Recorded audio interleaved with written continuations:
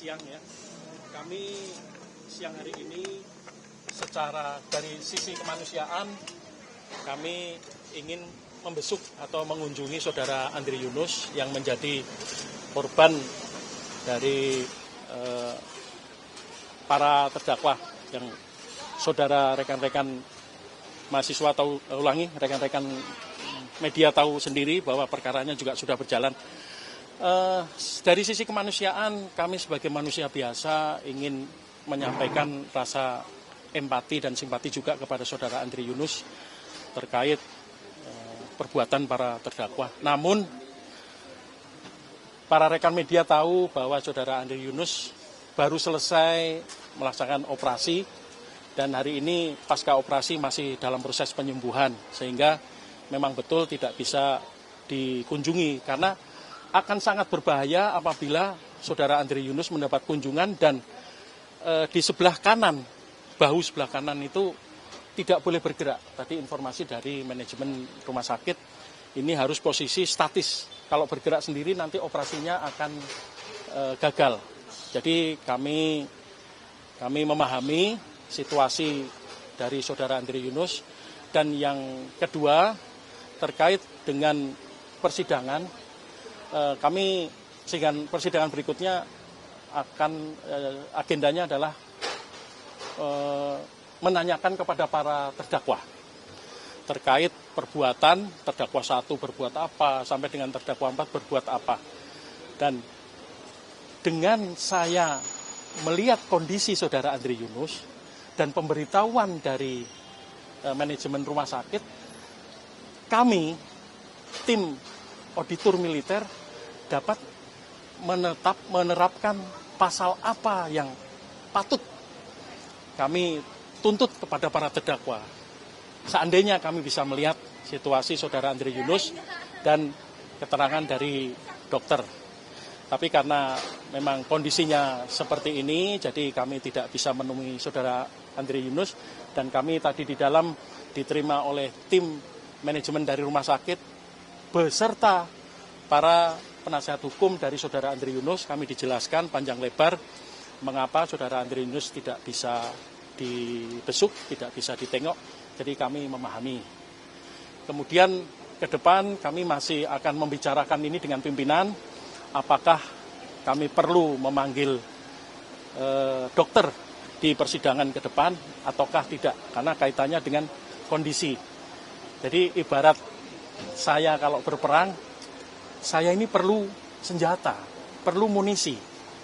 Nah, senjata dan munisi itu dapat dari mana ya? Dari keterangan korban dan keterangan dari saksi ahli, ya ini dokter.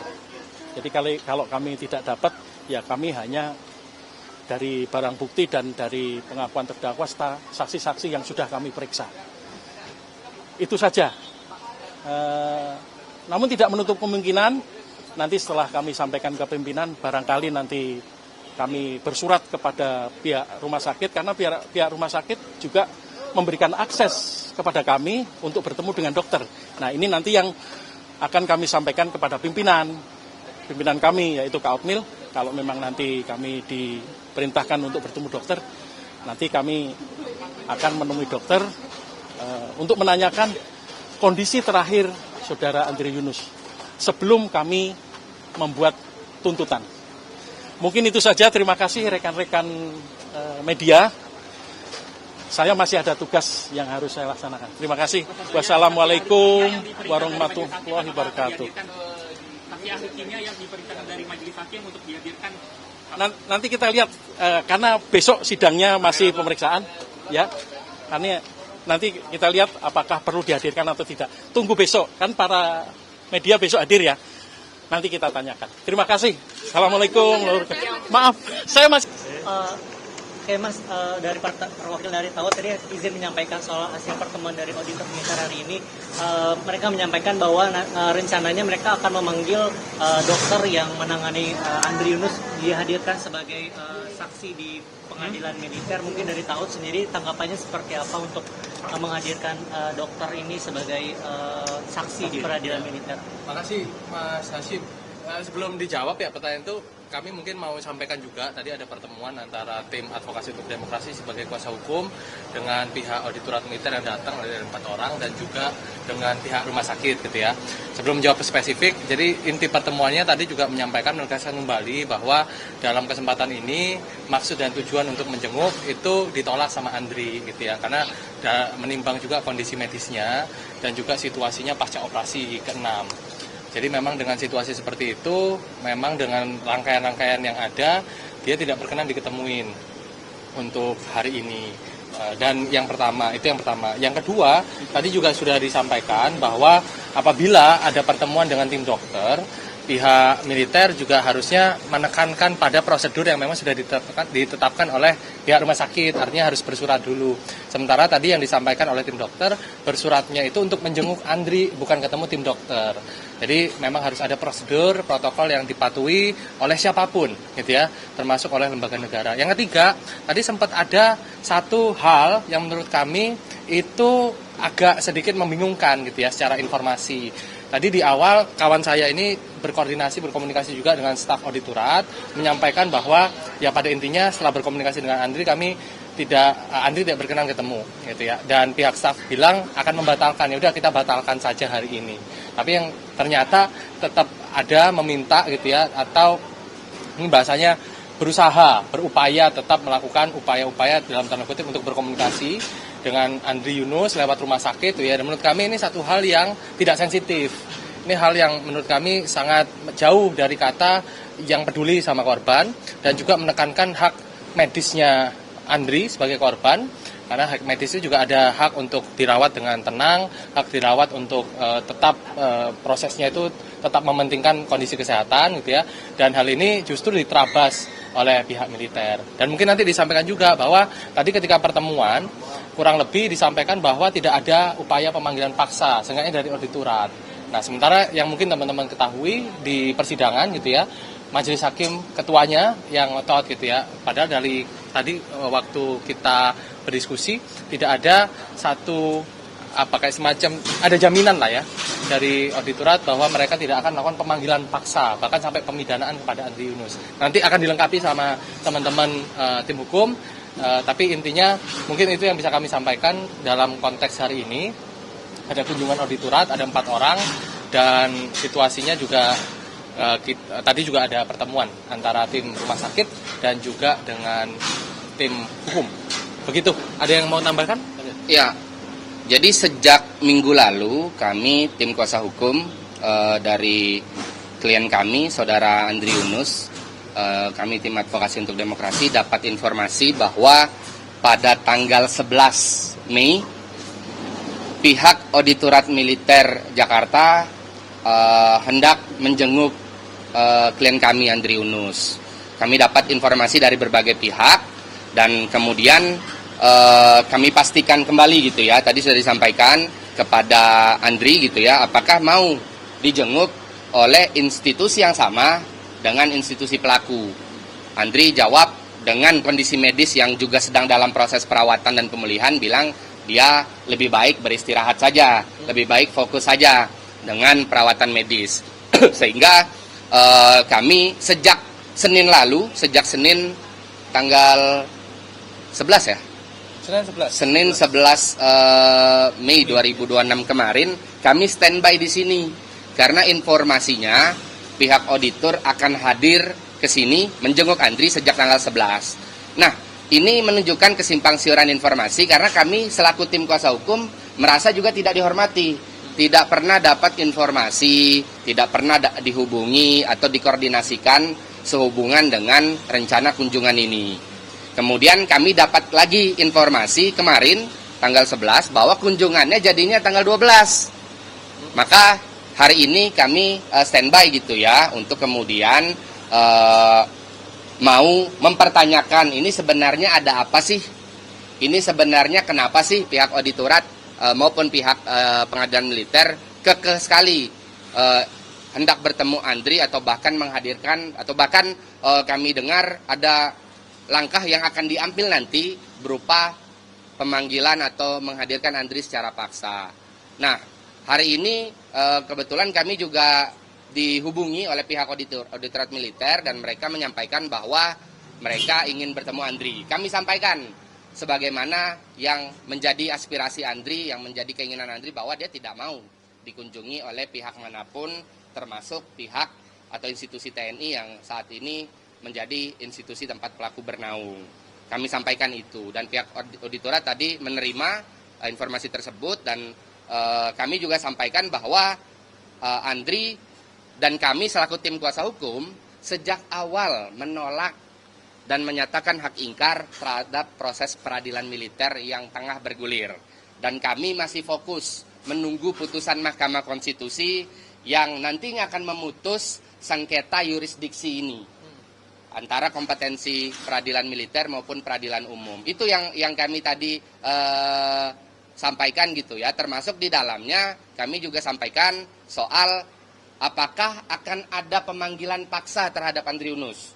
Apakah Andri Yunus akan dihadirkan secara paksa atau bahkan dilaporkan ke polisi apabila tidak hadir.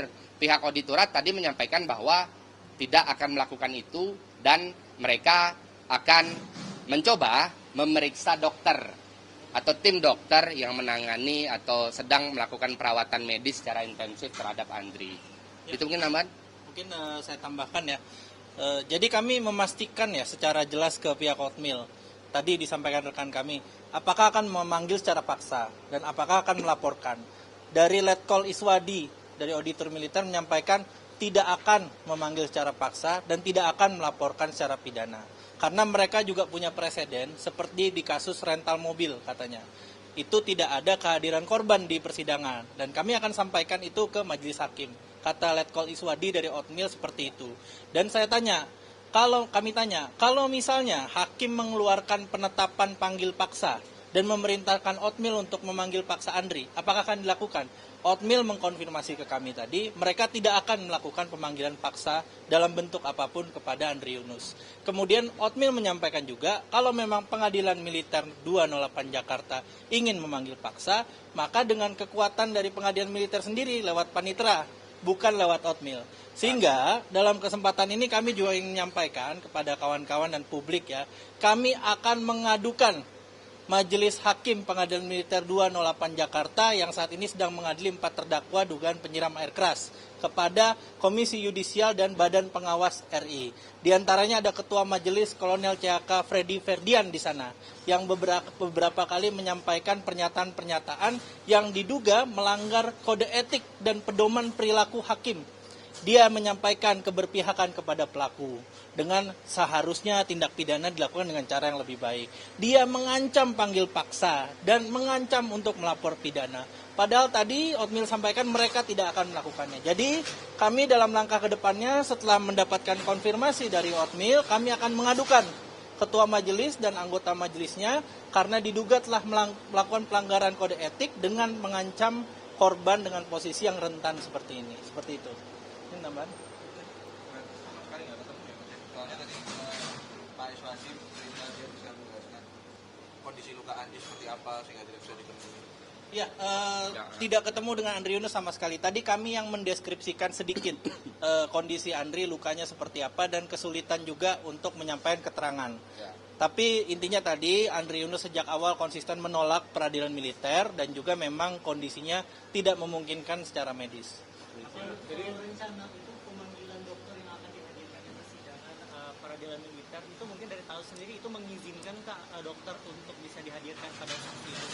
Ya menurut kami silakan saja asal sesuai dengan kaidah-kaidah kedokteran, menghormati prinsip-prinsip medis sekaligus hak Andri sebagai pasien dan sebagai korban.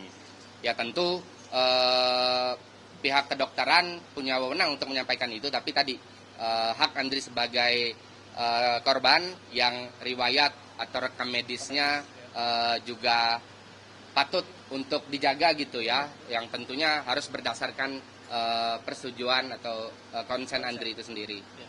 Kami juga tadi bertanya ya ke pihak Otmil, apakah pihak Otmil juga mendalami CCTV, mendalami bukti-bukti lain, dan mendalami kemungkinan keterlibatan lebih dari 16 pelaku yang menjadi temuan investigasi kami. Dari pihak Otmil menyatakan mereka hanya memproses berkas dari Puspom TNI. Dan yang dari Puspom TNI itu hanya memproses 4 pelaku ini yang sedang disidang. Dan mereka tidak akan memproses bukti atau dugaan pelaku lainnya di luar berkas ini. Jadi kami juga kecewa ya dengan auditor militer sebagai jaksa dalam perkara ini. Kalau dalam hukum acara pidana sipil sebenarnya ada kewenangan untuk mengembalikan berkas dan meminta pemeriksaan lebih lengkap, bukti lebih jelas. CCTV direview secara penuh dulu, apakah benar memang 4 orang pelaku saja, dan dilihat nomor-nomor yang bisa dilacak. Tadi dari pihak Hotmail menyatakan mereka tidak melakukan itu semua, mereka hanya menerima berkas dan memproses saja. Jadi ini semakin mengindikasikan benar bahwa Andri Yunus sejak awal itu kecewa dan tidak ingin untuk memberikan keterangan ke peradilan militer karena prosesnya memang tidak adil seperti ini. Mas Julio, tadi disebutkan kalau dari pihak auditor bilang tidak akan melakukan pemanggilan paksa karena sudah berkaca dari kasus Cacat. Nah, ini bentuk jaminan rental ya. Ada nggak bentuk jaminan dari auditor, apakah itu jaminan baru berupa lisan atau sudah ada keterangan hitam di atas putih atau bagaimana? Baru lisan disampaikan oleh Letkol Iswadi, CHK dari Hotmail. Lisan. Ya. Itu nanti yang buat rencana buat melaporkan ketua hakim, perkiraan kapan secara Dalam waktu dekat. pastinya? Dalam waktu dekat. Tadi mengatakan bahwa dari Letkol Siswati juga ingin memeriksa hanya memeriksa 4 orang tersangka atau terdakwa dari penyiraman air itu, sisanya apakah ada dari tahu sendiri untuk berencana untuk melaporkan itu ke polisi atau mungkin ada polisi akan mengusut itu juga ada komunikasi itu apa nggak untuk mencari 16 pelaku lainnya gitu ya, tertangkap? Ya, keterlibatan lebih dari 4 pelaku yang kami sinyalir dari awal, setidaknya ada 16 pelaku lapangan itu sudah kami sampaikan kepada Bareskrim Polri gitu beberapa waktu lalu. Kami laporkan menggunakan beberapa pasal, salah satunya pasal tentang terorisme. Nah, soal ini ya kami tentu terus mendorong gitu ya, dan proses masih terus bergulir dari Bareskrim itu dilimpahkan kepada Polda Metro Jaya gitu. Jadi kami lebih mendorong proses ini diadili di peradilan umum sejak awal. Jadi apa perkembangannya saat ini dari polisi mengenai 12 tersangka lainnya itu seperti apa, mungkin ada update terbaru? Saya mungkin ya update Mas Hasim. Jadi di kepolisian sendiri Mas, tadi kami juga konfirmasi ya ke pihak auditorat bahwa pelimpahan yang dilakukan oleh kepolisian waktu itu PMJ menindaklanjuti laporan laporan yang dilakukan oleh polisi ketika awal insiden itu ternyata cuma pelimpahan alat bukti. Ya. Jadi secara formil, secara prosedural belum ada penetapan penghentian perkara dari laporan A. Nah, di saat yang agak sedikit berdekatan, kami juga melaporkan laporan tipe B yang kami waktu itu lakukan di Bareskrim Mabes Polri dengan konstruksi pasal yang berbeda dengan laporan A. Konstruksi pasal di laporan B adalah pembunuhan berencana, pasal 259, sama pasal terkait dengan tindak pidana teroris, pasal 600, 601, 602, dan juga penggunaan alat atau zat kimia berbahaya. Nah, dalam konteks laporan polisi, dua-duanya masih berjalan. Jadi laporan A karena belum ada SP3 atau penghentian perkara, jadi statusnya sekarang harusnya masih proses. Laporan B udah berapa kali kami memenuhi panggilan klarifikasi untuk menjelaskan terkait dengan temuan alat bukti, petunjuk, konstruksi-rekonstruksi CCTV, termasuk adalah bagaimana konteks penemuan dari 16 orang pelaku yang kami temukan ada berkoordinasi satu sama lain di area YLBI sebelum peristiwa naas di Jalan Talang. Nah, yang ketiga, Mas, yang kami juga tengah upayakan adalah pra-peradilan.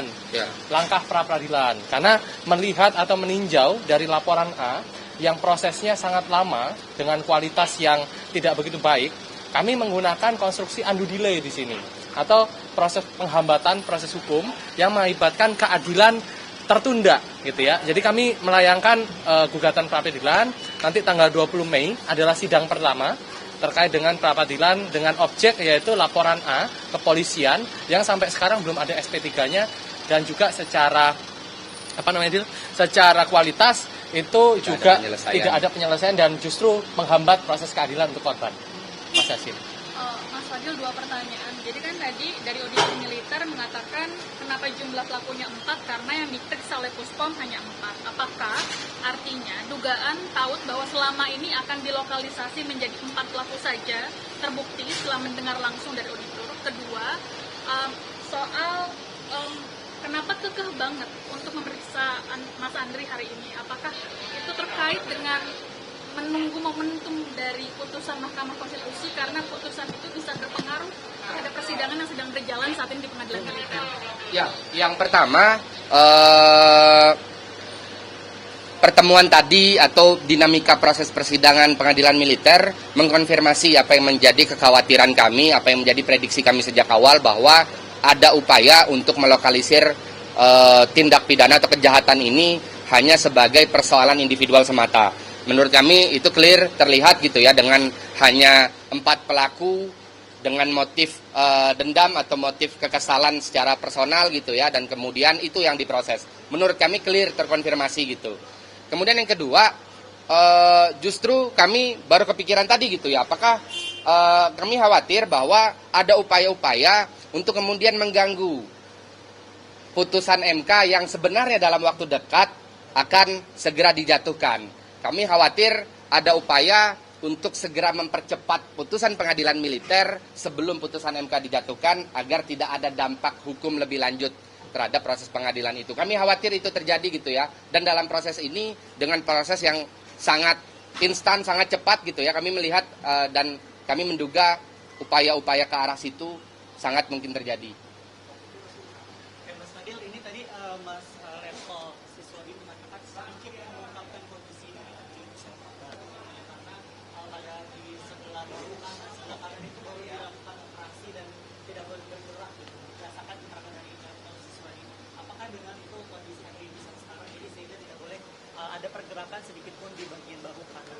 Ya, kalau kondisi kesehatannya berkaitan dengan apa yang tadi disampaikan Letkol Iswadi, memang setelah menjalani operasi ke-6, dia konsentrasinya ada di bahu kanan, di bagian bawah, sama di bagian leher, dan juga bagian bibir. Jadi memang yang dianggap tidak boleh bergerak itu supaya perbannya itu tidak bergeser, Mas.